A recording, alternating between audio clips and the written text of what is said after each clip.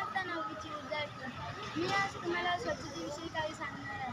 मी एकदा एका काकाजीला म्हटलं, "काकाजी, ते तुमचं दुकान आहे. दुकानाच्या समोर आमची शाळा आहे. शाळेत जी मुलं येतात, शाळेत किंवा कॉलेजमध्ये मुलं येतात, त्यांना भूक पॅकेट घेतात. जसे टकाटक, पास्ता असे पॅकेट्स घेतात आणि ते खातात. ते झाल्यानंतर इकडे-तिकडे फेकून देतात.